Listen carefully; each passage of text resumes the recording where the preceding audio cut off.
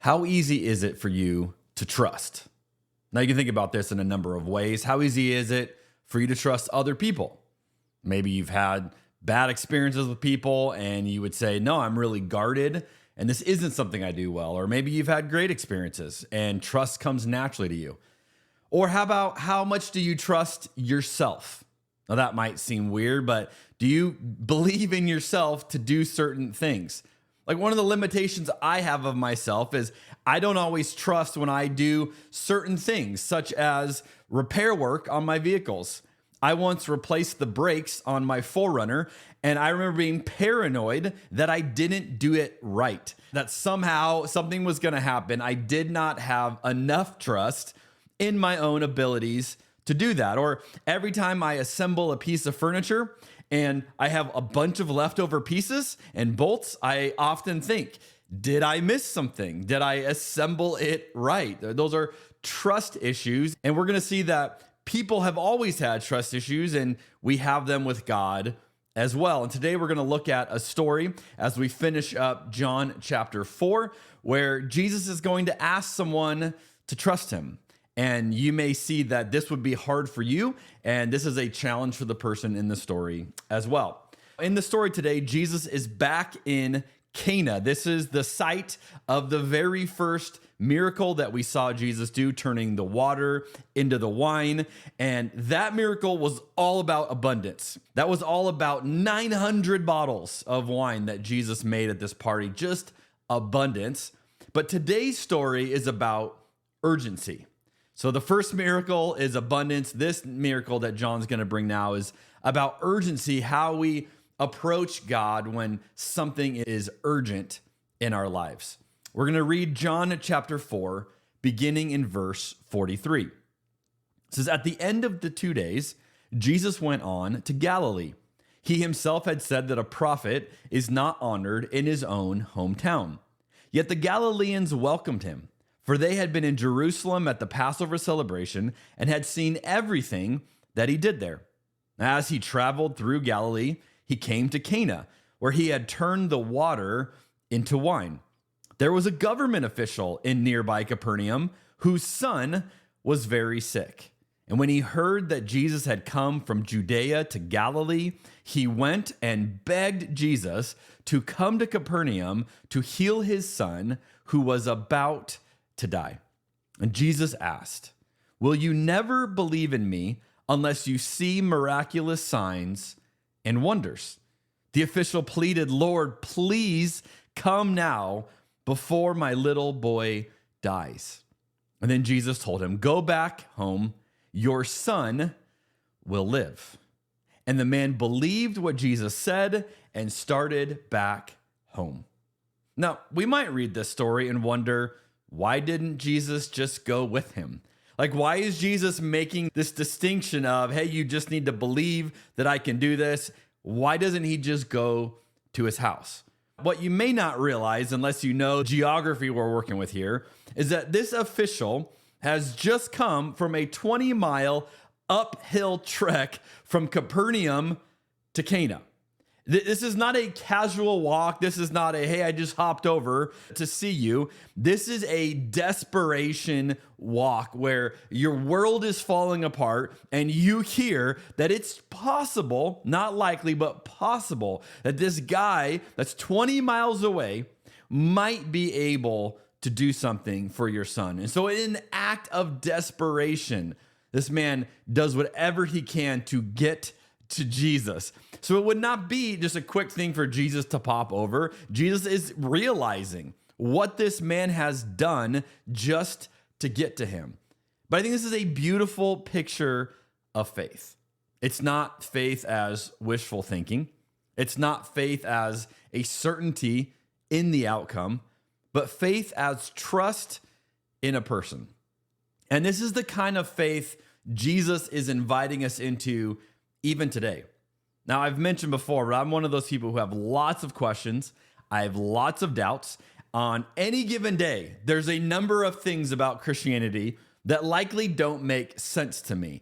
And I wrestle with that and I struggle with that. But I have to choose faith not in the ideals, not in the creeds, not even in verses. I choose faith in a person, in the person of Jesus. And that's what we're seeing in this story as well. And so this man takes Jesus at his word and he begins the long walk home. Now, I don't know if he had a donkey or some transportation or if he was just doing this by foot, but he's got to now go back 20 miles before he even knows whether or not what Jesus said is going to be true, whether or not this whole conversation worked. Now, that might be the most relatable part of this entire story. You know, we can pray, we can reach out to God, and then we may not feel anything. We may not sense any reaction. We may not get the answer that we're hoping for. And then we walk home.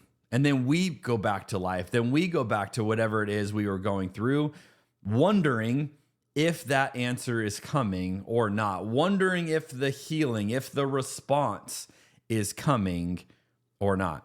Let me pick it up in verse 51. While the man was on his way, some of his servants met him with the news that his son was alive and well. He asked them when the boy had begun to get better, and they replied, yesterday afternoon at 1:00, his fever suddenly disappeared. Then the father realized that that was the very time Jesus had told him, your son will live. And he and his entire household believed in Jesus.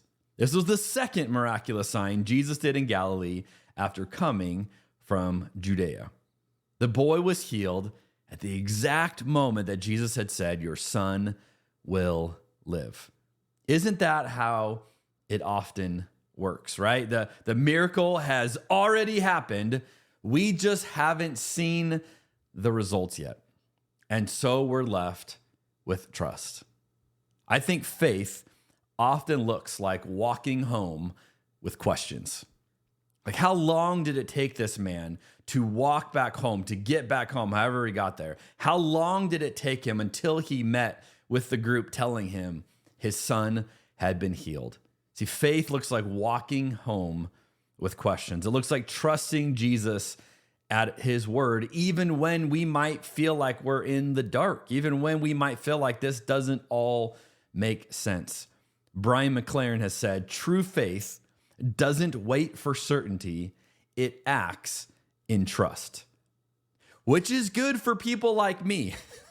And if you can relate, because I don't have certainty often when it comes to my journey with Jesus. So if I had to wait before I felt certain about everything, it would be very hard for me to act. But as McLaren says, that's not what faith is about.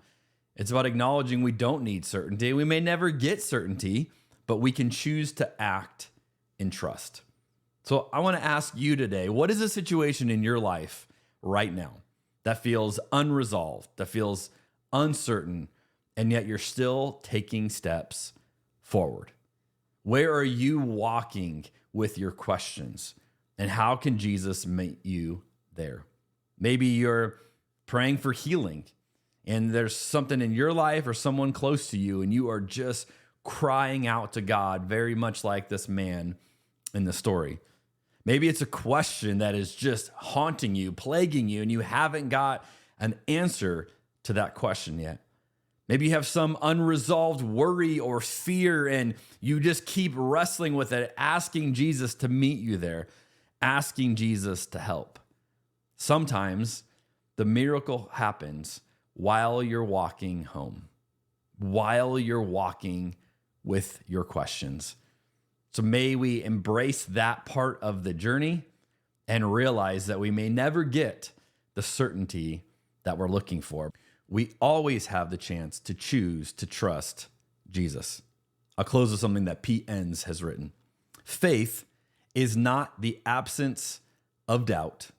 It is the presence of trust, which means we can bring our doubts, we can bring our lack of certainty, we can bring the questions we have while we walk home.